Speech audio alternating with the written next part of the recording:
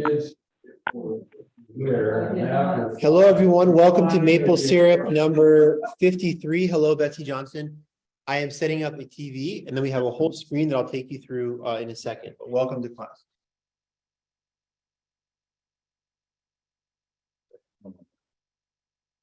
Okay, HDMI, guys, this is good stuff. Okay. Now, if you want to see if I can get the whole screen on the board. See if it's visible. We have a whole screen today, an entire old school, just notes and stuff. So if you're watching this on YouTube later, you want to pause it and get all this stuff down. I'll be taking you through the whole thing with our special feature today, our disputed questions at the end.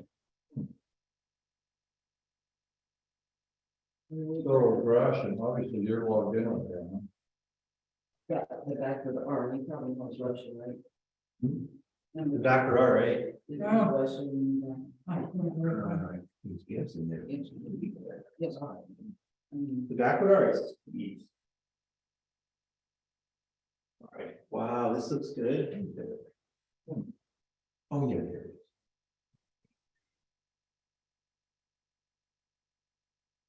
I can't log in. so I would not to me, that's not.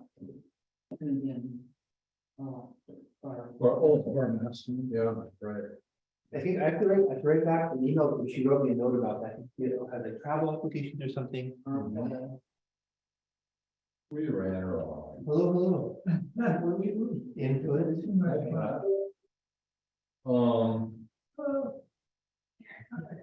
If I can't log in, I won't get to see those. I mean, I have it, but I just can't get into the band. Not movies. I'm sorry to disappoint. Comedy hour. And it's comedy and subscriber only. I'm not going to show it on the screen.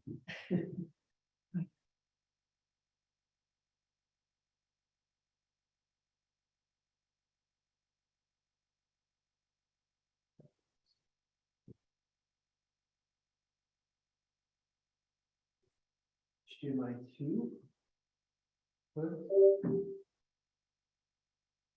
Oh, maybe my link is. Will I have a short? Maybe. Oh.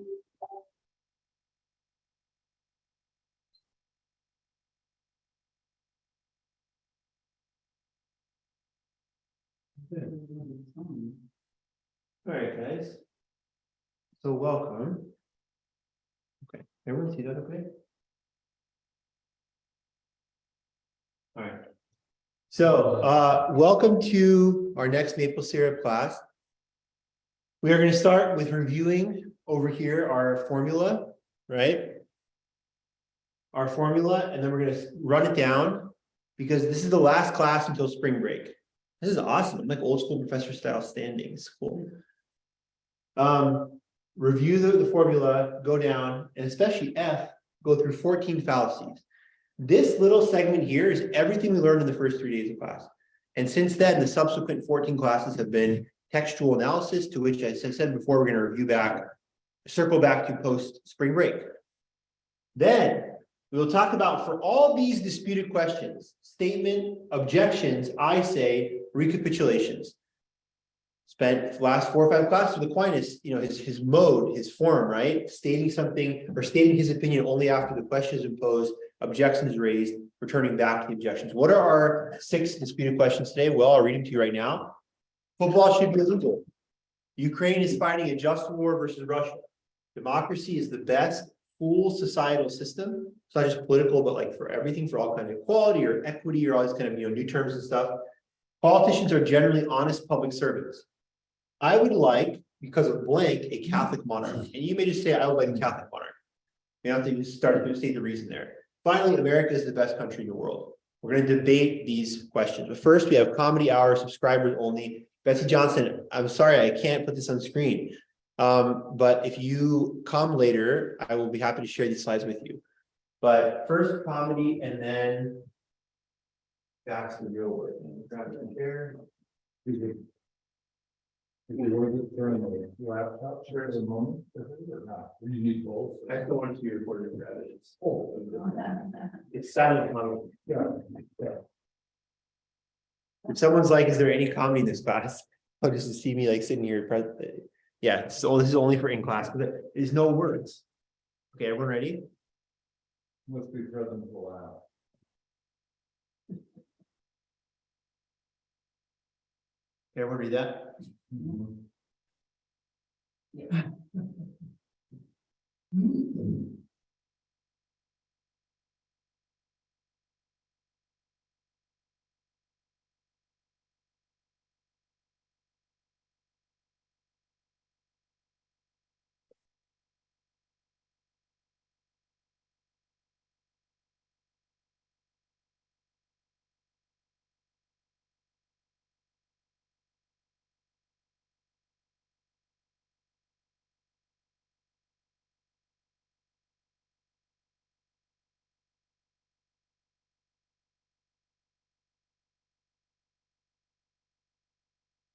My neighbor's Swedish.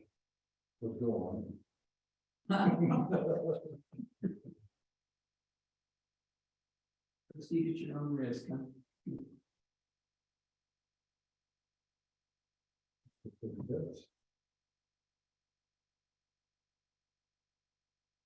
Oh. Uh-oh, now you could stretch. Just lost us around here. Yeah.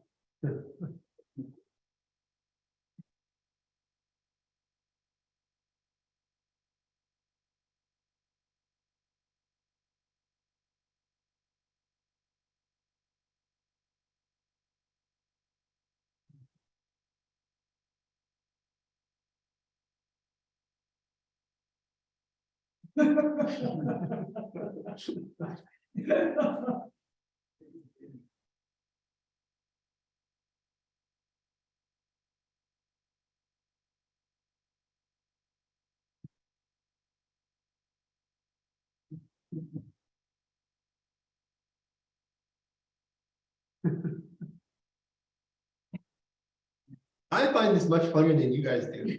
I couldn't get through this when I was reading it. Last one. Did you originate this, by the way? I made it all myself, yeah.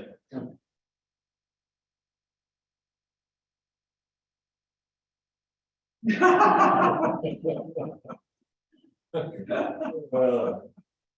ended on. What you got against the Canucks? Nothing at all. I in fact love Canada. I have a long-standing rule. It's not my rule, but just I heard from someone, like, never make fun of things that you're sincere about. Like, if I was like, oh, I hate Oakland, but if I really did, it'd be mean to say that. No, I love Canada. Like, I'm not gonna get into Canada's political situation and all that kind of stuff, which maybe leaves a lot to be desired. But we were even actually had to go up to Priest Lake for a wedding in the fall, and it was like Canada. I'm like, oh, I want to go. So like, I've only gone to the eastern part of Canada, Montreal, Toronto, love it. And I would love to go. This sounds weird, but I really got into CFL, Canadian football, and like Saskatchewan Roughriders, Calgary Stampeders. I'd love to go like to the Sticks, Edmonton. Like, it'd be so cool to see that, you know, like Canadian Montana and stuff. So I love Canada. Yeah. So I would never make fun of something that I actually have like dislike towards. Because then it's just cruel to me, you know. Okay. I never told you how to spell Canada with only 3 letters. A. See, Yeah. That's good. That's good. Banff is a gorgeous area. Oh, I heard it. Just unbelievable. Jasper. Yeah, Jasper. Is Banff near a glacier? Like, it's connected somehow? Yeah, it's straight. I mean, Lake Louise is up in there. not quite sure how to like. Very cool. Yeah. Really good people in Winnipeg too. Really? Why? Just like good, like good folk, nice people. You know, they're just so personable, likable, they take their time, they're not Americans. Anything that you don't like about the history of Americans. Yeah, no, and that's why, like, I'm dead serious, like, I love Canada. Yeah. I only hear stories like that, Mhm. for that reason, just like really nice neighborly kind of, like Southern hospitality in Canada, kind of, yeah. Canada's the only place where I've been where when you're driving Mhm. and you come up kind of close somebody on the highway to pull over because obviously you're in a hurry. Right, Yeah. And that kind of happens, go for it, yeah. you know, like. But they don't. We, my wife was a finalist for a job in Fargo, NDSU. And of course, we're here, but there was a time I was like, oh, what if we got, and I remember looking up that Winnipeg is 3 hours north of Fargo. Yeah.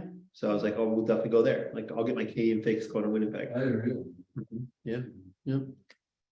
All right, y'all, let's get down to business, okay? You guys tell me, before we get started, show us some comedy. I try to make you laugh.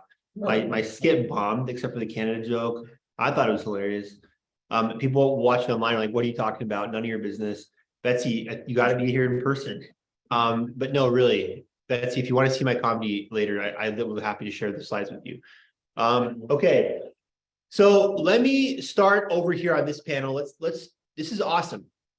I'm not going to be a broken record, but for one last time, we don't meet next week. It's spring break. We're closing out Aquinas by a live performance almost of 6 disputed questions, which will just edit again. I'm saying that very lightly, but I'll just ask you the questions and we'll kind of act them out. We're going to use these tools that we received from Aquinas, from his method of arguing, to see what we can get from 6, if not burning, pressing questions, 6 relevant questions.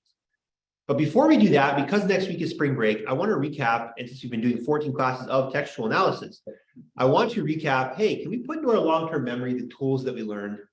This is a logic class. I've been so happy with how it's been going in terms of how logical the work we've been reading is, but it's good to review the fundamentals every once in a while. We'll do this 3 times. We've already done it a 3-class set. Here's number 2. And by semester's end, our last class or our penultimate class, we will once more review these kind of things. I've even saved this with a photo, so I can just even like upload that again after the board will be long erased and all that, or remake the board, especially in the review section.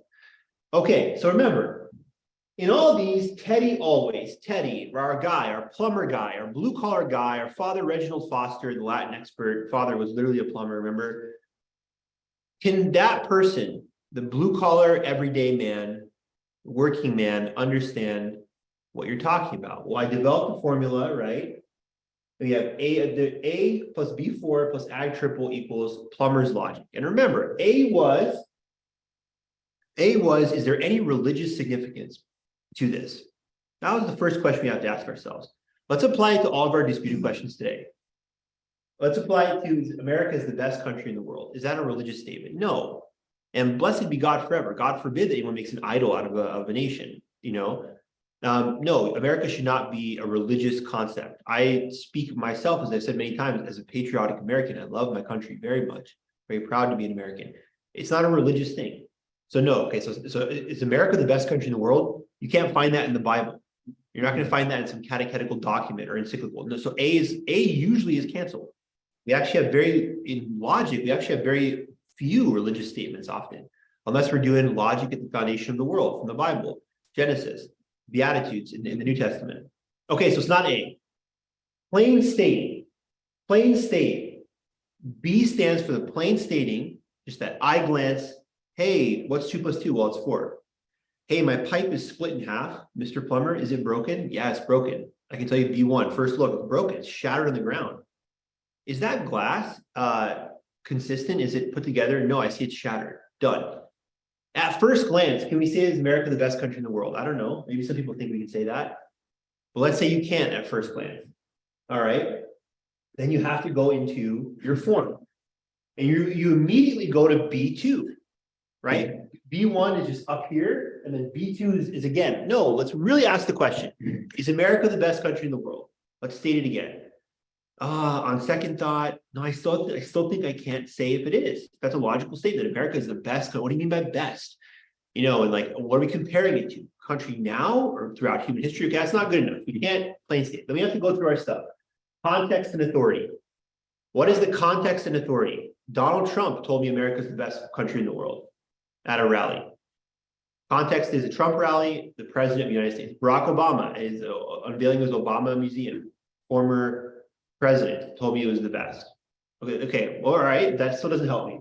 What is the purpose and the goal? I don't know. Trump was asking Congress for more money. Obama wants a donation.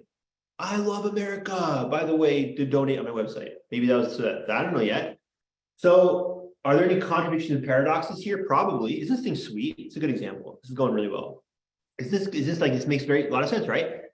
Are there contradictions or paradoxes to Donald Trump and Obama, former president, saying America is the best country in the world? Probably.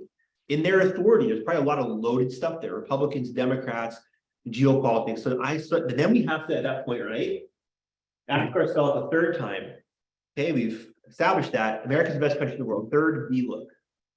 Don't know. I don't know, right? I don't know. Maybe most helpful then, right? Before you can get to any conclusions, you're doing your fallacy check. And I'm gonna do that in a second. Maybe you do your fallacy check. Like, for instance, is Trump saying it out of a motive fallacy? He feels America's the best. Is Obama doing a slippery slope argument? We don't say America's the best, pretty soon we're gonna be doubting all of our institutions in the country, right? I don't know, right? Are there fallacies here? Once you've done your fallacy check, guys, it's over. You have to go to B4. You have to now say, to the best of my plumber logic, Teddy ability, America is the best country in the world. I logically that's true. No, it's inconclusive. Or time out, right? It is the best country. It's not. Maybe I can say it's inconclusive. There's not enough information, right? Remember, you have like a valid argument, a false argument, like a cogent one. Well, from what we talked about, from what Presidents Trump and Obama said, it seems America might be the best country in the world, but I'm going to operative word, be very logical, might. It might be. I'm not 100% sure. Okay. You have to make your guess at them, I say it. So I think it's a pretty good formula. Does that make sense? Any questions on that? Is that understandable, intelligible enough? I think I should shut up. Who cares what I Could think? you go over again what AG triple is? Yeah. So you're from A to G, I should have G for recap. Your triple look. So religious significance, 0 level? No, he said. B4 is connected to this. B is your first grades here, and you 3 more B's. That's your triple, A through G, running through all the stuff we just talked about now.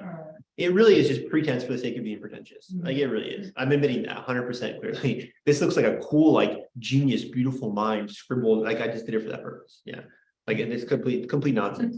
But the formula is good. I do think the formula works though, in the example of that question. Why do you start, I don't want to go on this. No, go for it. I really don't, at the risk. Why do you start with, is it a religious premise?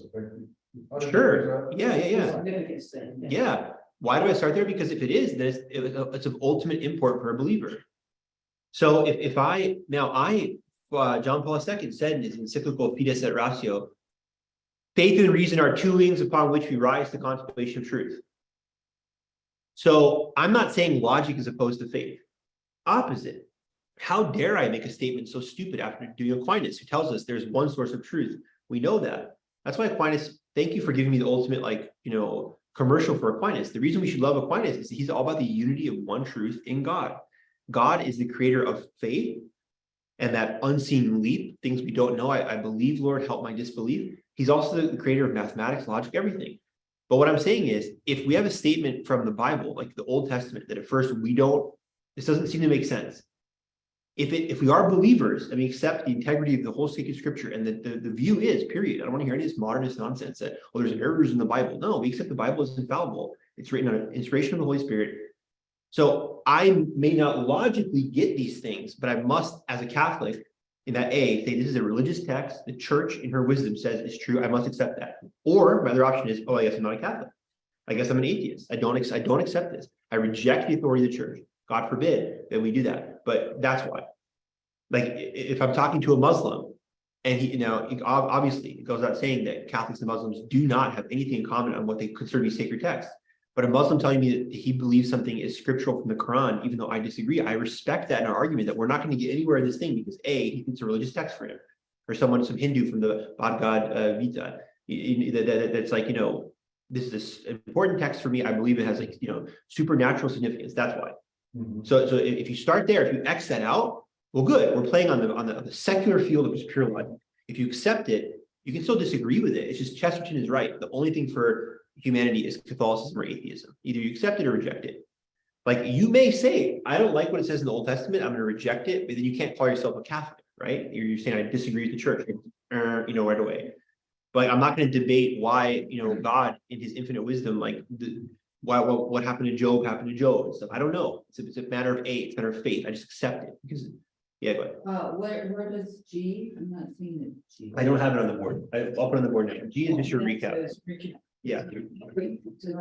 It says 3, yeah. So that A to G. Oh, okay. And in the thing that I sent out to you and Betsy, I have not forgotten your act of kindness. The thing that you had like a dark spot on the sheet that I sent out and you cleaned it up and then resent it. Thank you for that. A month ago or something. In that sheet it has A to G correctly listed. But yeah, it just means that the triple look, because we're always the B4 is the plumber's logic. Plumber's logic is the common sense. I see with my eyes, I trust my senses, Aquinas, right? And I see, and it is what it is. I see, what is this? This is a marker. I see B, B1 through B4. So add triple, your A through G, just triple look at this with the help of these things. Well, let's talk about some fallacies and quick recap. Today's class actually might be pretty brief, which actually be nice because we're getting sent off to spring break, so it's awesome. But in today's very recap heavy. It'll be as long as you're joking before, but it'll be as long as you want. It'll be as long as you all want to discuss these disputed questions. But that's all I have on the document today. We've covered a ton of information. We have the receipts. You can see online. We have now 17 episodes, like close to 20 hours probably. We often run like an hour 10, hour and 20. Close to 20 hours of content so far. We've covered a lot. Today I just want to really recap recent episodes. Yes, Trish, you have a question? I don't think the fourth one is disputed by anyone. Politicians are generally, let's see. Good. It's gonna be fun. That's a funny joke. All politicians are crooks. We'll see. I'm gonna be happy to raise the opposite objections for all of these if people don't want to. And just kind of see logically, can we say that? And I don't want to end up in a puddle of doubt, as Socrates would have us, aporia. Remember, it's one of the first things you learned, that philosophical puzzle, where to every question we simply say not enough information. That's not the case. I think we can say things, even aside, I love the idea of like spectrum percentages. I'm 70% sure America is the best country in the world, or 52. It doesn't have to be, I have no idea. I have nothing to say. But we'll go through all of these, including number 4, which seems like, and I agree with you. Very funny joke, true statement. It seems most people agree politicians are self-interested, special interest driven, dishonest people. We'll see.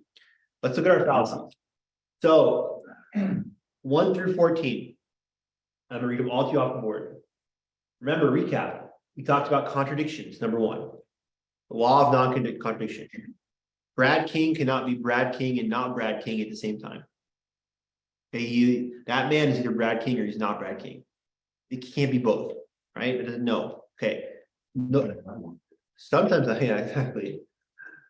Betsy, hello. We talked about arguments. Right? Are they valid? Are they sound? Are they cogent? Are they false? Remember that? Are they valid? They're just true. They are true. They're solid. They're probable.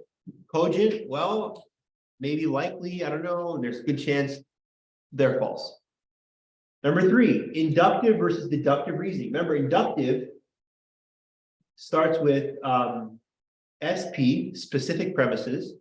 Inductive reasoning. Does everyone see that, by the way? The handwriting is very small. I apologize. Can everyone see that? Right here. Can't see it. Says, I'll read every last iota off that view. 3, inductive versus deductive. And I say inductive is SP, specific premises to a general conclusion. Inductive reasoning leads to a general conclusion. Whereas deductive reasoning, general premises towards a specific conclusion. And I have a star for deductive reasoning. If the premises are true in deductive reasoning, the conclusion cannot be false. All men are mortal. Socrates is a man, therefore Socrates is mortal. Classic example of deductive reasoning. As you're writing, let me read 1 through 3 again. Talks about contradictions, talked about types of arguments, valid, sound, cogent, false, talked about inductive versus deductive reasoning. I hope in our plumber's logic, A, B4, Ag triple, formula, we've been doing this reflexively, naturally, without even thinking. In our fallacy chat, I had 10, 20, 30 fallacies, right? I just have listed 14. You see right here, I have ellipsis, and more. What are some of the fallacies that we covered? We covered vague or incomplete. The fallacy of, and I'm not going to be repetitive for all 10 here, the fallacy of, the fallacy of all these. Vagueness or incompletion. Let's go there afterwards. Let's go there afterwards, right? Where are we going after what? It's vague or incomplete. Emotive reasoning. That's what you're saying is really offensive to me. Therefore, it's false. You know, I'm not going to debate the facts. You know, my feelings are hurt or whatever. Emotive reasoning, or I just feel in the bottom of my heart. I feel so deeply, so passionately that Dave Smith is the man that's going to save our country. I just know it. I was feeling deep in the core of my being. That's stupid, right? What is he actually? That's dumb. That's absolutely just completely false. Emotive reasoning. Talked about the Goldilocks problem. Goldilocks problem in definitions. Definitions are either too broad or too narrow when they're false. A definition should be Goldilocks' porridge. It should be just right. If it's too broad or too narrow, it's going to be fallacious. Number 7, I like to stroll alongside banks. I like to stroll by financial institutions. You know, unclear language, right? No, like that has a double meaning. Banks, financial institutions, strolling along banks by the river would actually be. I did the incomplete fallacy in my example. Strolling, there could be financial institutions by the river, but banks by the river is the river bank. That's going to be assumed. But if you're not specific, or you're misunderstanding, or you draw the wrong inference from that, you will fall into fallacy. 8, slippery slope argument. We got to ban coffee because caffeine is a stimulant. People are going to be doing cocaine pretty soon because it's a stimulant. If we keep opening up new coffee shops, people are it's a gateway drug. They're gonna be like, I need to have cocaine. Like that's a slippery slope argument, right? There's nothing, right? There's nothing reasonable there. False dichotomy. I'm definitely voting for the Democrats, but because I hate Trump. If Trump runs again, I'm voting no matter what for the Democrat candidate. I don't like Trump, but I'm going to vote for Trump because I just can't vote for Biden. Like maybe that's a false dichotomy is there might be 9 options. I'm saying there's only 2. I really dislike the Democrats. Therefore, I'm just diehard Republican. Or I'm a diehard Democrat because I dislike the Republicans. Now, you may say, wait a second, our political system seems to be dichotomous. It is. I mean, good luck getting elected on the Green Party ticket or whatever. Like Ralph Nader, Ron Paul, Pat Buchanan had a presidential run in the early 90s. Like, but what I'm saying is that is a false dichotomy. There is no eternal law that there's only 2 options in most situations. You asked about Rocky Road ice cream. That's disgusting. So whoever mentions the next ice cream, I'm going to say that's my favorite. False dichotomy. There's not 2 ice cream flavors. Sometimes it is a binary 0-1 binary code, yes or no kind of thing. But a false dichotomy is just assuming there's only 2 options. Or me perhaps trying to get you to vote for candidate X because what you're going to support Y. If I don't support your candidate, then I automatically support Y. It's a false dichotomy. If I dislike the Idaho Vandals football team, doesn't mean I'm a diehard ISU Bengals fan. Right? Or I really like Boise State, therefore I hate the Vandals. Like false dichotomies are one of the most popular ones all around us. Ad populum to the people. Any kind of political rally is an ad populum fallacy in a certain sense. If I was a politician, I would do rallies. Rallies are a good idea because you're supposed to get into the emotive fallacy. Rallies stir people up, right? Democrats, Republicans, whoever they are. And then we're going to go to the Washington and we're going to tell them where the power really resides. Right? You know, like, it's you, but you know, okay, it's emotive, but ad populum is like literally appealing to people, the crowd, to go mob style. And, you know, it really, the ad populum is kind of a huge emotive fallacy. If I have enough of the crowd chanting my name, Barb, Barb, Barb, Barb, Barb, Barb, Barb, no arguments matter. Just like, that's it, it's over. There's people have spoken. Yeah, exactly. Barabbas is the ad. That is so genius. Yeah. That is so appropriate for Lent. That is just so best. Thank you. That is, I'm like basking in the brilliance of your comment right now. That was really wonderful. Exactly. Start chanting for Barabbas. That's the ad populum. The crowd is stirred up. Pilate's like, okay, I just washed my hands. And the huge injustice of all that, the horrifying injustice of which leads to deicide to release this criminal. What the crowd wanted, Barabbas. Okay. Burden of proof. Betsy, you've never proven that you're not an alien.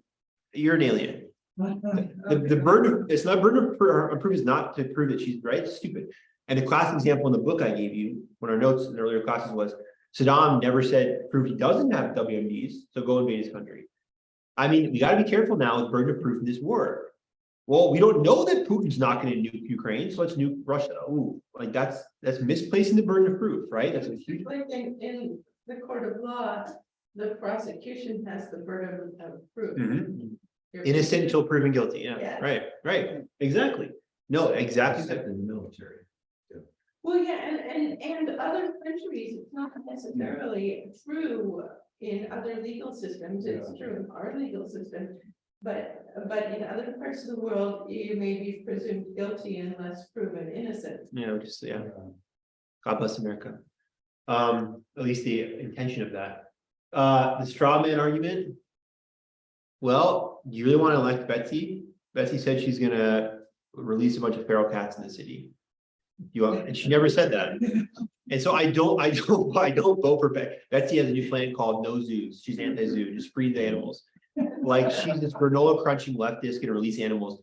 And it's like so I don't vote for Betsy because I don't want that. That's good. But she never said that. Right? I'm voting against her in the position that the opponent made up.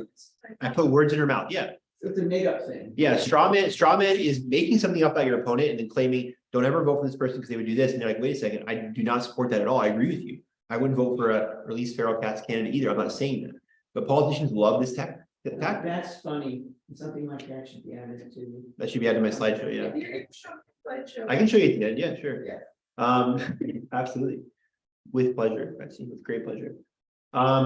The red herring argument is changing the focus. Trish, you're a Washington Post reporter, beat reporter, best political beat reporter. You asked me a legitimate question for your article. You're like, so Governor, what about the roads? You promised in your campaign that you're going to fix the roads. And I say, Trish, have you seen the state of our schools? Have you seen these poor children, the textbooks? Like I've switched the argument. You didn't ask me that fallacy. Ad hominem finally.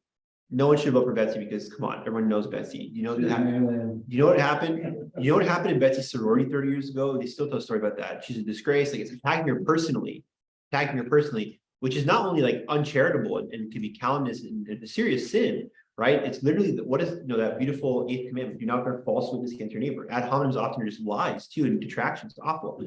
But the politician again will red herring switch the focus, do a straw man perhaps, and then attack them personally. And like Trump, I'm not gonna say how I feel about Trump, as I always say, but Trump is really good at like ad hominem nicknames, right? Oh, Ron DeSanctimonious. Oh, a low energy Jeb. It's like, I mean, this is maybe that's terrible and childish. It's a very good political tactic, right? That person gets stuck with that nickname brand and it's like that, like politicians, and it's not just Trump, of course, everyone kind of does this. They look for the weakness in their opponent. It is true, like politics is a blood sport, contact sport. I mean, it's true. It's not for the faint of heart, right? And if I can pin someone as whatever, this candidate is he's a Sleepy Joe candidate or whoever, right? Like, then that person always is like, they're the burden of proof fallacy. I'm not Sleepy Joe. Actually, how energetic I am. Well, no, you're Sleepy Joe. What I think is funny is why Trump doesn't get nicknamed by other people. Like people don't give it back to him. Like I think Marco Rubio did say some stuff and it was inappropriate and he had apologized. Like if I was working against Trump, if I was like a fellow Republican candidate, like if this whole thing, and we can talk about this another time too, but if it becomes like in 2024, like DeSantis versus Trump, I wonder if DeSantis would be like, okay, like I'm not going to take the thing, oh, I'm better than that. I'm not going to sink to his level. No, I'm going to play this game with him. I'm going to nickname him and whatever. And like, I think that actually could be an interesting tactic of like, no, wait a second, you're the one bringing up these, insults on me. This is a game we're playing. This is not serious. I'm not taking it personally. I'm not just going to sit here and be nicknamed by you. I refer to you as Mr. President or whatever. Like, no, you're whatever. You're the orange man or something. I don't know. You're orange. You're sun-kissed guy, orange soda guy, like whatever. Just like in back and forth and like, I wonder because I feel like Trump is very, very. He's very good at that. He's very good at on his feet, like live insults in those debates. And I kind of feel like, and maybe I love that because maybe I'm a diehard Trump supporter, or maybe I'm not. I'm not going to tell you. But what I'm saying is, as an athlete in the insult game, Trump is first class. What I wonder is why the other candidates take that. I'm like, oh, why don't they just give it back to him? Like, I don't know. I've heard that once you start name calling people, you've lost your argument because you have nothing else. But yes, and I wholeheartedly agree with you in terms of this class and reality. and Aquinas and logic. Yes. And popular. Yeah, so see, what I was gonna say, like, no, this is a really brilliant point you raised, because you're right, I think you're objectively right. Once you divert from the facts being discussed in a name calling, personal attacks, you've lost. The point is, our society is so gross and vulgar, that actually is a winning argument. Like, people do these things besides like, oh yeah, that's right, I like it. So I'm saying, I think some politicians should be more willing to play dirty. Never, ever, especially a Catholic, any kind of Christian politician, should never be willing to sin. Like, they should never go into calumny and attraction and make stuff up. But if a politician, if like someone's nicknaming you, I think you can nickname them right back. Like, it shouldn't, again, be backstabbing or whatever, like, to their face in this game to show I'm not gonna back down. I'm not gonna just, oh yeah, okay, I'm sleepy and low energy and whatever, and that's great. And I'm just gonna stick to the facts. Because the crowd loves that ad popsters chanting, whatever. I saw literally people outside of in DC in January, a video of. They were chanting King Trump, King Trump, King Trump. And so, like, Trump is really good at whipping up a crowd. And once more, I've actually been asked to be his campaign manager. Maybe I'm not trying to, this is a criticism of Trump. Maybe I really support Trump. If I don't, maybe I really don't support Trump. Maybe I'm horrified by Trump. I'm just saying I don't understand his opponents who just don't do anything in response to that. They're just like, oh, okay, because like that works. He's really good at that.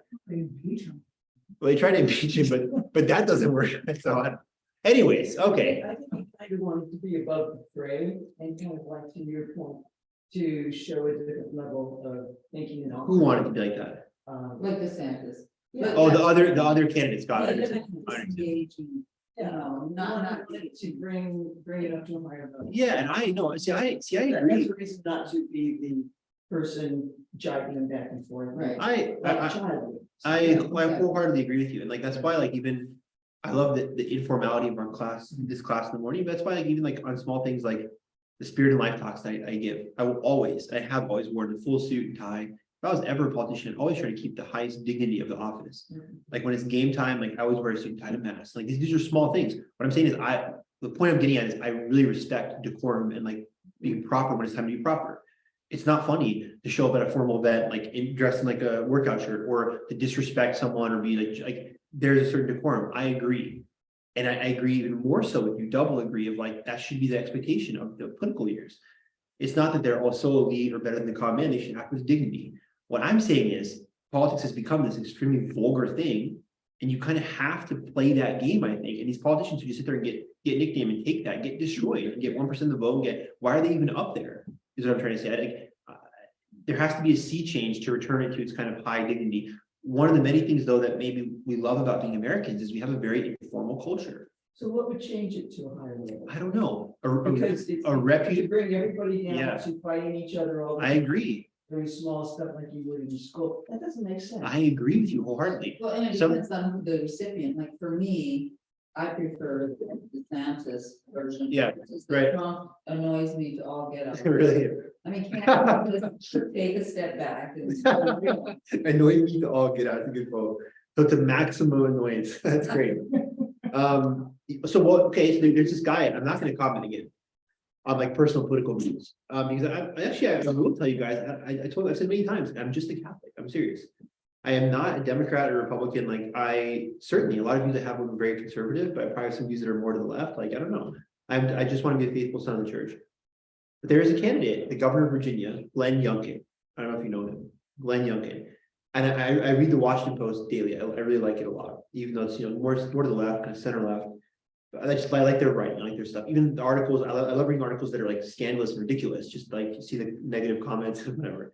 Glenn Youngkin is often featured in the Washington Post because he's the governor of Virginia. And of course, that's that area there. And Glenn Youngkin in a recent interview was like, they asked him like, why are you, he has this like Mr. Rogers persona. I'm just gonna do my job with high dignity, and he even wears vests, like red vests. And they asked him, like, what explains your kind of conciliatory, respectful attitude? And he's like, well, I guess I could just sum it up in my year and a half in office now, I still haven't called anyone a name. And it's like, I agree. He acts the dignity of the office. Even those who don't like him will attack him like, he's a fascist Mr. Rogers, or he acts nice, but he's really evil. Like, it's exactly. But they're even admitting, like, no, he's very respectful, gentlemanly figure. I agree. What would change? The populace electing that character. So if Trump annoys you to all get out, Trump starts acting Trump-like, in the primary, and you know, Ron DeSanctimonious and new nicknames or whatever, and people don't vote for that and say this is disgusting, this is unacceptable, this is disrespectful, this is getting really stupid. It was funny the first time around, it's dumb now, and they just don't. And Trump gets 1% in Iowa, 0.5 in New Hampshire, and he's done. And then a new person comes in like a Youngkin, and they start raising that bar, and then they make an open. Let's say it becomes a Youngkin is elected Republican. I'm going to treat the Democrats with, like, I'm going to kill them with kindness and force them to raise that level. Not allow someone like AOC, Alexandria Ocasio-Cortez, to be like yelling in the Senate chamber. Like, I'm not going to play that game. We're gonna. But I think it's a long, hard work. We've fallen so much in the muck. We've so fallen in that muck of just like vulgarity. By vulgarity, I don't mean like the way it's usually used. Sensuality and stuff. I mean vulgarity, like just being vulgar. Like I can totally imagine a senator walking into the chambers in like a t-shirt with a MAGA hat on, just burping loudly with a beer in his hand, and be like, yeah, this guy's a man of the people kind of stuff. Like, we've really lost a lot of decorum. I agree with you both. I think it would be a long road. I'm just stating the fact that if sadly people are not like you and they love Trump's combative, I don't know if you guys saw recently the CPAC poll. You want to see this? People who attended CPAC, the conservative conference, preferred Trump over DeSantis 62 to 20%. So a lot of people love that. Trump is the guy who's going to stick it to the libs and, you know, all that kind of stuff. So yeah, if that's the case and you like it, was there. And it wasn't, I mean, you know, there's. the article even said two things. It's an early poll, and actually people have been picked. The CPAC frontrunner is a bellwether who doesn't get the nomination. It was like Mitt Romney in 2007, and John McCain was the candidate. And Ron Paul and Rand Paul both were picked favorites. They didn't even come close in the primary. So of course, I'm just saying that, for instance, I'm not going to presume, I'm not going to put words in your mouth. I'm not going to strawman you. But if you maybe like some of the ideas that Trump stands for, just not the way Trump acts, I don't know that many people sadly share that vision. They like the whole package. They love his kind of belligerent, you know, lock her up style. And so, speaking completely as just a neutral kind of political observer, which I'm not that anyways, but like, I don't know. I don't know how it could change. It's like a long road to hoe. It's such a vulgar system. All right, let's look at our disputed questions. All right, so that's all we're gonna do. We're gonna be done. And Betsy, I'll show you my comedy for sure. It bombed, by the way. You failed. I thought it was so funny. I couldn't stop laughing. I got one laugh the whole time. I really think it was that funny at all. All right, football should be illegal. You heard more than one laugh? Oh, thanks, Betsy. That's so kind of you. Betsy, thank you for looking on the bright side of things always. Football should be illegal. And what we're gonna do this is, you can just jump right to I say. And then response prepared. do you have why it should be illegal? Go. Well. Not quite. My article states college athletics should be eliminated from American universities. Okay, why? First, the objectives. Will I do this? It's a mystic style. Absolutely. Sure. Time out. This is awesome. Objection one is college athletics allow needs-based students to attend college that would otherwise be unable to afford staggering costs of higher education. Objection number two, numerous studies illustrate the benefits of student participation in extracurricular activities, including increased likelihood of academic achievement and the positive effects in character and social development. Objection three, college athletics can provide essential training in full curricular programs, including sports medicine, sports management, physical therapy, kinesiology, so on. Objection four, college athletics is an effective marketing tool for enrollment. And finally, objection five, college athletics engage alumni and friends in charitable giving to the institution. On the contrary, says I argue that college athletics are grossly overfunded, deflect funding from other deserving students and academic programs, and present opportunities for significant harm to both athletic and non-athletic students. So, okay. Reply to objection one, and I apologize. I did some research here. Objection one, that was a deal about needs-based student funding. According to the NCAA, approximately 180,000 out of 460,000 student athletes received last year $3.6 billion in scholarships. representing a hugely disproportionate benefit when compared to non-student athletes regarding education access. In that same year, of 3.6 billion to athletes, 8.8 billion was awarded to needs-based non-athletes. However, athletes only represent 3% of total student population. Reply to objection number 2 regarding participation in extracurricular activities. Athletics is only one type of extracurricular activity. Institutions have learned that more students are served by non-sports programs at a significantly less cost per student. This is especially egregious when including the percentage of student athletes who go on to compete professionally after college. In football, that figure is 1.6%. Basketball is 1.2%. Baseball, nods to you, is 9.9%. So that's the standout. But still, only 10% of these athletes make a career of it. Additionally, positive effects on character and social development is included in that objection. That is threatened for all students. When college athletes, though representing only 3% of the student population, make up nearly 9% of students responsible for sexual offenses, assault, harassment, etc. Moreover, it goes both ways. More than 1 in 4 current or former student athletes surveyed reported being sexually assaulted or harassed themselves by someone in a position of power on campus, usually the coach, compared with 1 in 10 of those in the general population. Finally, some 40% of those affected student athletes do not report this abuse for fear of losing their scholarships. So harm. Reply to objection number 3. This is co-curricular programs. Academic programs are rarely tied to athletics. In formal co-curricular capacity, receiving faculty and instructor support. Fewer and fewer student athletes benefit as athletics progressively develops a separate and non-academic posture. Reply to objection 4. We're getting close. Thanks for bearing with me. This has to do with a management tool. Every institution must ask, what is the best return on investment for this institution? Should an institution invest millions into athletic programs on the promise of a winning season or media airtime? In terms of effectiveness, in 2019, just under $19 billion were spent on college athletics. Again, that was 3.6 billion for aid to those student athletes, and 3.7 billion for coaches' salaries. Of that 19 billion, the institutions recouped 10.3 billion, resulting in a $7.8 billion shortfall. This was compensated by $6.5 billion from government and institutional support, sometimes we call those taxes, and $1.5 billion in student fees, adding to their enormous student debt that we keep reading about in the news lately. Finally, speaking of taxes, the highest paid public state employee in 41 of our 50 states is a college coach, usually football, sometimes basketball. A few examples.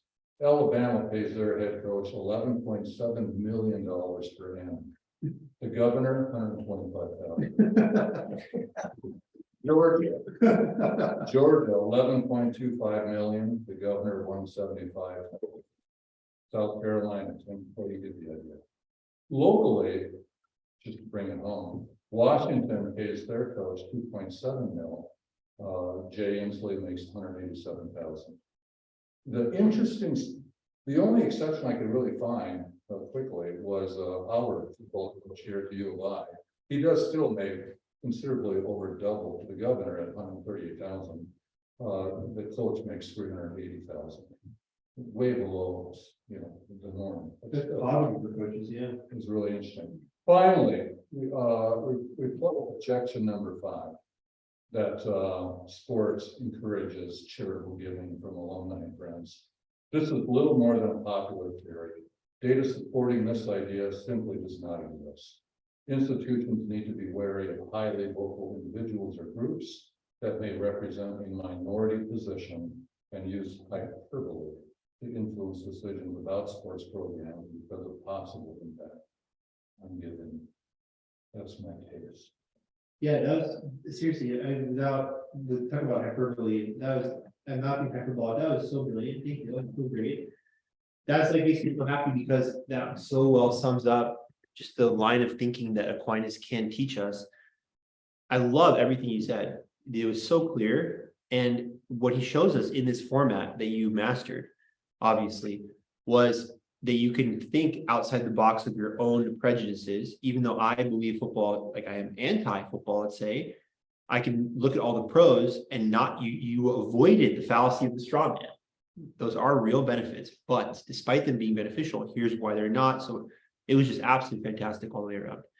Let's even just, I'm just gonna, that's done. Let's move on because that was, I'm nothing like, I happen to be on the pro football side, but it's like, that was awesome. It was like, they talked about Aquinas writing the Tantum Ergo Sacramentum, and the guy who's supposed to also show the music, he had written, just crumbled it up when he heard that. He's like, no, that's good. That's good. That's enough. That really was seriously fantastic. For the next 5, unless everyone has prepared that detail, that's amazing. Thank you for doing that. We could just, you can jump right into I say your view, or you can and then maybe state the objections first if you'd like.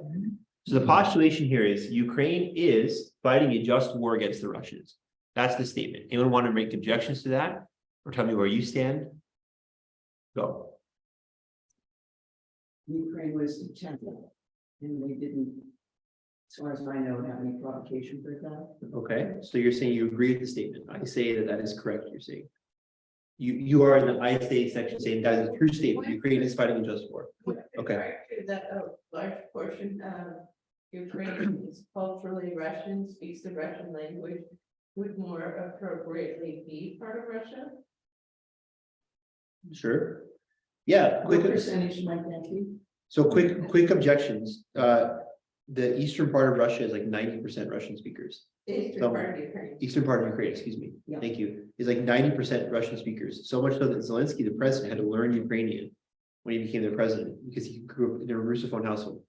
The eastern part of Ukraine, objection number 2, maybe, has been part of Russia for much longer than it was an independent country. Mhm. The great old pilgrimage site of the Russian monks is in Kiev. That's why it's like a holy site, like almost like a Vatican importance to the Russian Orthodox Church. Provocation. Well, in the 1990s, Yeltsin was promised when he disbanded the Warsaw Pact, we would not expand NATO. We broke that promise like 9 times. In 2014, Tell me, Yeltsin is. he was the Russian president before Vladimir Putin. Okay. And he in fact resigned live on TV on December 31st, 1999, like right before Y2K, gave the power to Putin. Putin came in and then he was reelected, and then ever since then he's been president for 4 years. When Dmitry Medvedev, his like lieutenant, was for 4 years. But in 2014, maybe Russia another bad. And your point now, go back an unjust attack, but the Minsk Accords are signed. Ever since 2014, apparently we've been supplying the Ukrainians with stuff, and they've been using it often. Being involved in the eastern part of the country. So yeah, interesting question. You can probably list 5 or 6 objections where we were provocative. You can say, like you said, no, it seems pretty obvious the Russian tanks rolled across the border, right? Is Ukraine sovereign or not? Seems it is. That doesn't matter if they were part of the, Russian Empire for a long time. They're not anymore. So what? Their language that they speak. Does that mean that because parts of New Mexico is 90% Spanish, they should join Mexico? No. So there's good back and forth. Anyone else want to say what they say or believe or anything about this? Is Ukraine fighting a just war? Yes or no? Well, we obviously don't know enough about what's really going on So- behind the scenes. So maybe it's a cogent or sound kind of postulation either way, but we can't say for sure. We can't say it's valid nor is it false. I don't know. Maybe it's okay.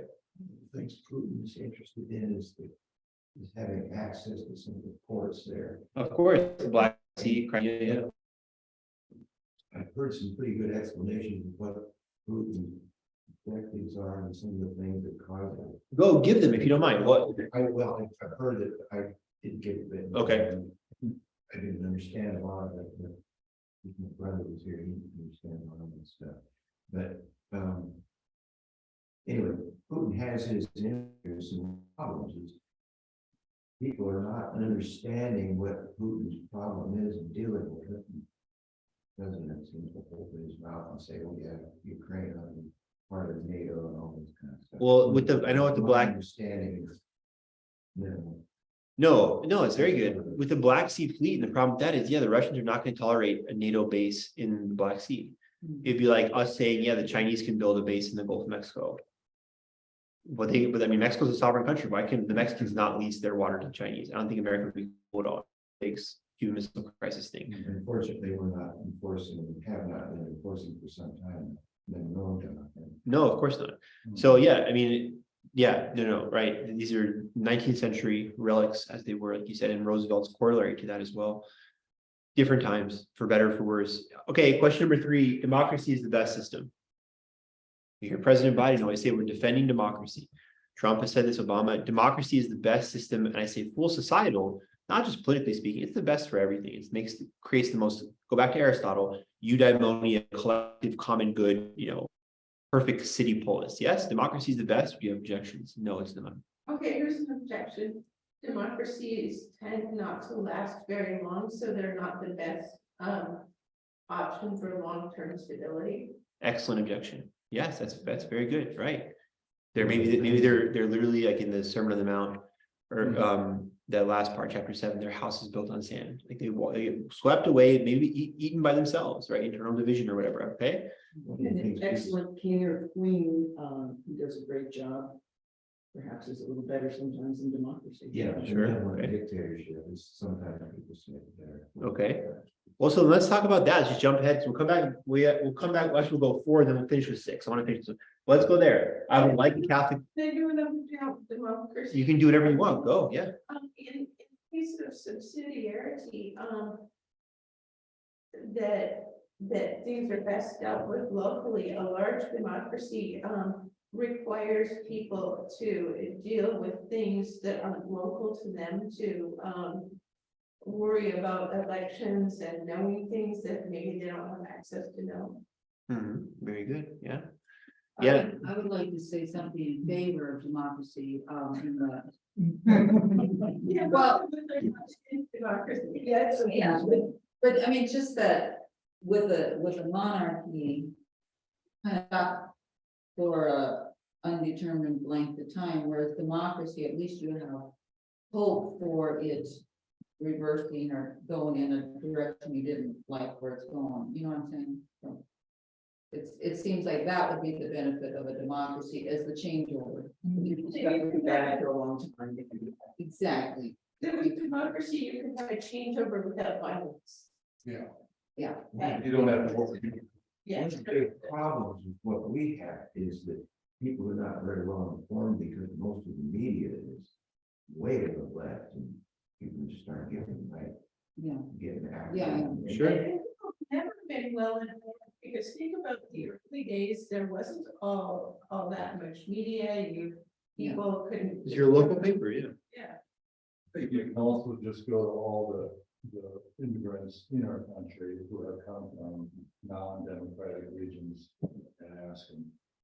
It's overwhelmingly. Why are there so many boats going from Cuba to Miami, but not vice versa? right. Sure. I just had an article this week about how many illegal aliens who've been here for many years were returning to their home countries.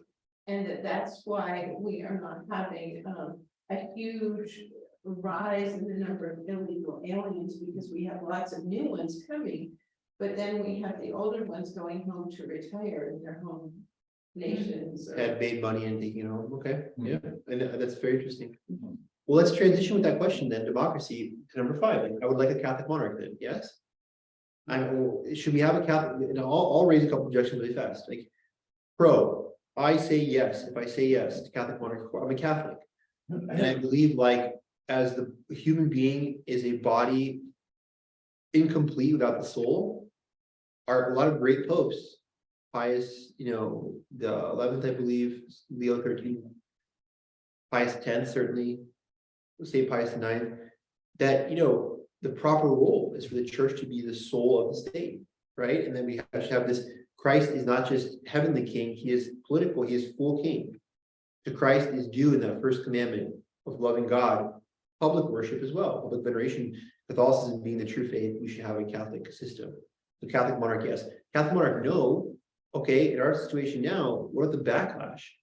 Once the Catholics, the monarch hold the power, let's get all the Catholics, let's go back to Romans and Colosseums, because how dare they? If the people in our opposition are already feeling like, well, Catholics are legislating their morality, what is society to do when we have a Catholic monarchy? And when that falls out of power, as soon as slip on that banana, let's get all the Catholics out. So no, it's better to have this pluralistic society where we just have the right to freedom of worship. Is so we this can a go to mass. constitutional monarchy or a, Yeah, no, exactly. Let's look at a soft Catholic monarchy, constitutional, parliamentary power, not an absolute dictatorship, czar style. Yes, not a, you know, the Catholic monarch, empress. More inquisitions. Exactly. Yeah. No, we're not. No, right. So imagine kind of like even like a British English system where the monarch is more of a figurehead, but we still have this Catholic king in America. Is that a good idea or not? You had your hand up, Trish. I would say define Catholic monk, because like we have Biden. I'll define it for you. I'll define it for you. Yeah, I mean, I was just Right. saying that. Huh? Biden, Just Pelosi, because- you know, Yeah, just because somebody's Catholic doesn't mean it aligns with my Catholic. So I exactly, I would define it. I'm not going to judge Pelosi or Biden, but it's like certainly people like that you see, again, how can I say this without judging them? But Catholicism says you must believe A, and they seem to say, no, that doesn't apply to me. That's not what I'm talking about. I'm about a Catholic monarch who follow all the precepts of the church, the Catholic moral law, and intend to frame secular law according to that. So I, as the Catholic monarch, will forbid blank, and I'm going to be open about it, not sneaky. It's because Catholic doctrine says this is wrong. We must owe to Christ the King our morality. Now I'll tolerate Aquinas, I'll tolerate vice here and there. I'm not going to force people to go to mass, but national holidays will be church holidays. Presidential inaugurations won't be, you know, as they are now at the end of the Bible, there'll be an inauguration mass and like openly kind of floored Catholicism. That's what I'm talking about. Yeah. So not. I would object. Maybe not quite the right format, but I'll grant you that religion should be the soul of the state, but the head of the state is something different. Right. Okay. An advantage to a Catholic monarchy, not that I want that, is that at least people might tend to think that Jesus Christ is the Messiah rather than Obama. Fair enough. I'm all for Jesus Christ as the Messiah, not other false messiahs. Very good. Sure. Okay. Are all politicians generally good public servants? I'll start off and say before I hear all your objections, all your negative stuff. Objection, no, it's in support of number one. Because here I'm just gonna go to I don't have objections. I agree with this. Politicians are generally good public servants. Everyone, point number one, everyone grows up wanting to change the world. These people are trying to do that. Good for them. That's a general honest thing. Christ says, unless you become like a child, you can't enter the kingdom of heaven. We get beat out. Our idealism gets beat out of us very early. Oh, everything's so corrupt. People that are politicians still believe in the childhood, childlike, in a good way dream of change society for the better. Point number two, I'm elected to office. Obviously, the other party hates me. But all of a sudden, I'm not acting fast enough in my campaign promises because I have run into budgetary lockdown and gridlock. I'm doing my best. Everyone hates me. So it takes a person of childlike faith, number one, and person two is willing to take all this flack, be hated by their own party, others. They are good people. And third, number three, people are always passing the buck. I want things to change. I want someone to fix my roads, someone to do my garbage. These politicians are saying, I'll step into the breach. Like Theodore Roosevelt, the credit goes to the man in the arena with his face dusted, not the critics. Politicians are good servants. Tell me why they're not. Object to that. Or are you like, dang, that convinced me he's right? politicians are people who want power. They have to lie to get to their positions. Why do they have to lie? That is a sine qua non. They must lie, you're saying. Like, tell me, just pure like Plumber's logic. Is it logical fact I must lie to attain political power? I gotta do it. It's part of the game, yes? Politicians generally have to make many promises to get elected, knowing that they probably cannot keep most of those promises. Sure, this will play really well in Iowa, the Iowa caucuses, but I'm absolutely not. I'm not even going to consider keeping this. Ridiculous. But it's going to give me a bunch of votes. Iowa Grandmothers Book Club Association likes this. I'm going to do it when I get elected. They're going to vote for me. Yeah, maybe that would be dishonest and lying. I agree with you. You know, this power thing. There are people who just want power. And it happens in the university, it happens in companies. And there are people who want power so badly, they will destroy everything in the past, destroy whole projects and everything, just to get the power. And they're really. Sure. We also have this thing called politicians. And I mean, that includes your local, you know, the mayor. The local alderman. Well, you know, I mean, are we talking only about US senators or are we? Yeah. talking all- Very good, very good. Define your terms, yeah. Yes, right, which are. Problems. That our city council members, local city council members, whether I agree with what they do or not, that most of them are well-intentioned and meaning to serve. Yes, thank you, subsidiarity. And I know that the prize is not high enough to engender corruption. I might do really unethical stuff if becoming president is on the table. But am I gonna do unethical stuff to be city council member number 6? Probably not. It's like, you know, it's not wrong with my time. So you're right. The low stakes of it. And They work hard, sure, yeah, that's a great point. Yeah, a little reward. they don't become rich. Well, Yeah. it seems like, and also at the higher levels, the media is totally invested and, you know, companies and big business or whatever are more invested. And so that causes more polarization. Yes, and media makes and breaks candidates. There's not as many lobbyists at City Hall. Right. There is. Exactly. If the state, Can you imagine a line of lobbyists on the tour? There's a electric car company. Yeah, it's laid out county issues, exactly. instead we said, and qualified and said, some politicians are generally honest public citizens. Maybe. And get Local. the- Good. Like local, more local. Good, yeah, no, see, both of you, yeah, see, no, brilliant, and thank you, Betsy, for this. Bernie. What, He's not. what about, I don't know, yeah, Well, some of the high level, some of the low levels.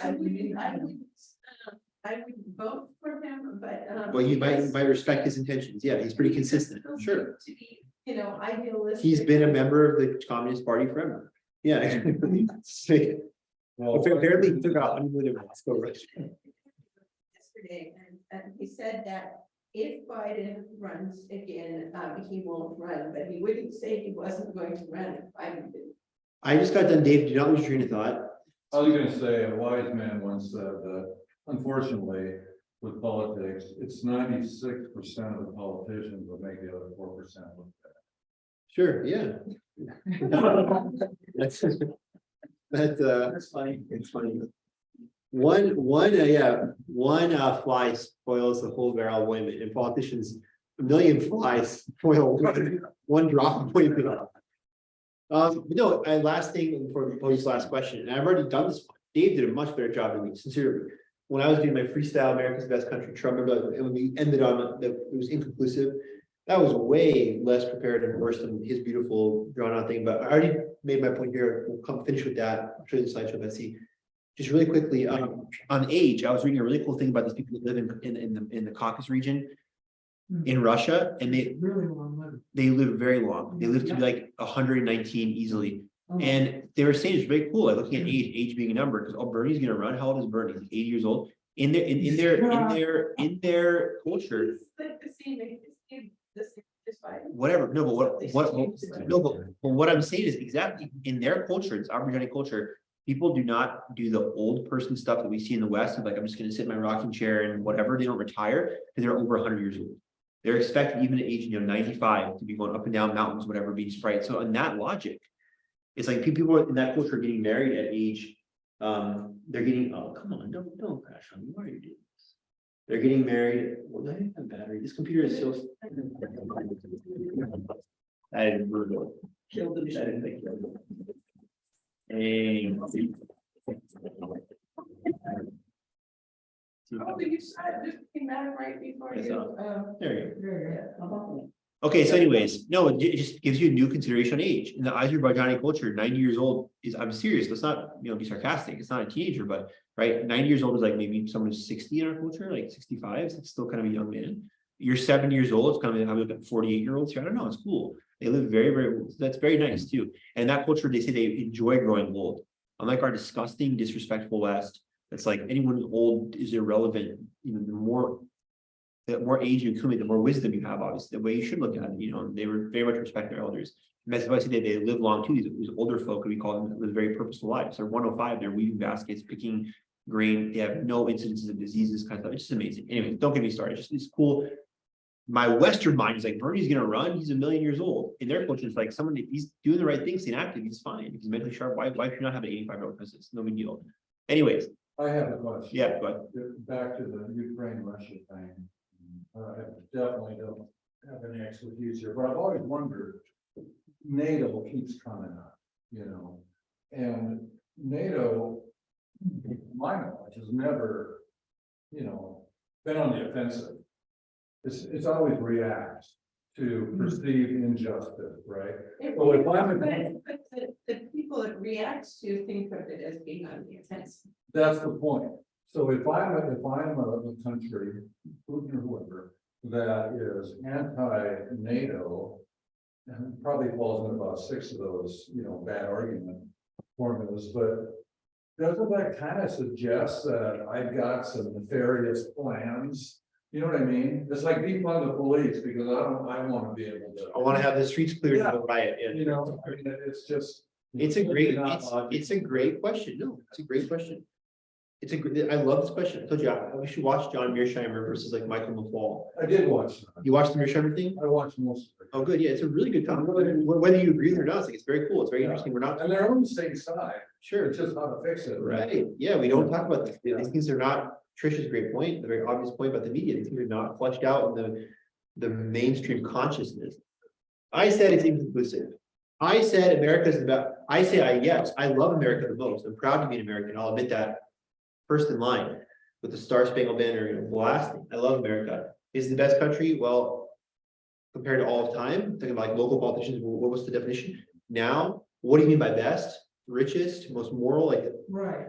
to me, safest, best. To me, it seems like, yeah, maybe the whole question is kind of a subjective, vague, and incomplete fallacy. It's almost a question, it's hard to pin down. So let's end there kind of, but to show my slideshow, then I'll give anyone else who has the last kind of comment. Faye's been a very full, beautiful class. I appreciate you all so much.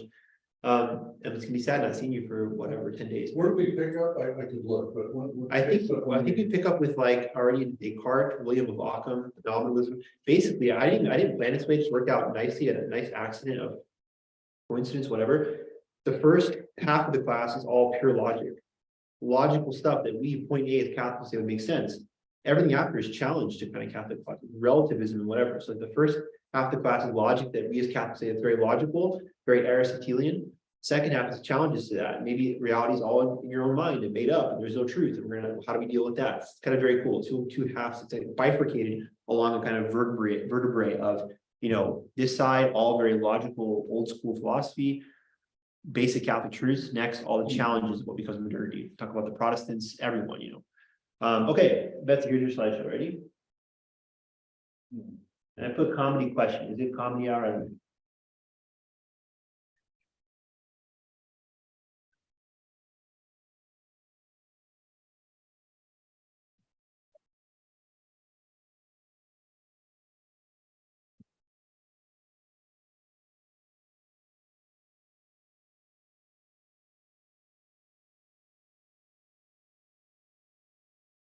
Trying to follow your eyes. See what I mean. No pressure, Betsy. I mean, but here you are, all This by yourself, you know. Kept up on stuff we just got first back there.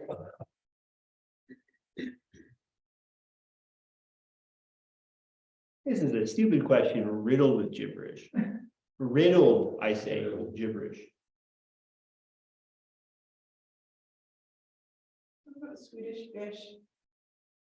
That's not part of the investigation. And most likely anyone who acted like this, I wouldn't like. It's probably not, it's anyone, you know? Don't get me started on this. Not get me started on my visceral dislike. Self-esteem matters. Believe in yourself. You can do it. Carpe diem. There you go again. I'm no I just good. realized, well, there's friends under there. Yeah. So many of them. So many in this town. on his chair. You gotta look at silver linings. I wish he was here, but the chair is open this, yeah. Yes, I don't know about here, but you know. the chair is there. Okay, go back one.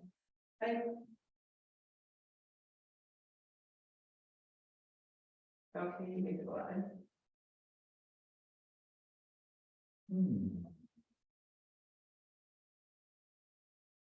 It sounds like they're really telling the women what to do. It's toxic masculinity. Not the women telling the women, right? Some stupid man earns, you a queen girl, you queen. So many, so Many many, people have it up for $10. exactly, for advice. For advice, okay. Well won, sagacious advice, sagesse, full of wisdom. Finally, Betsy, last one, you ready? Okay.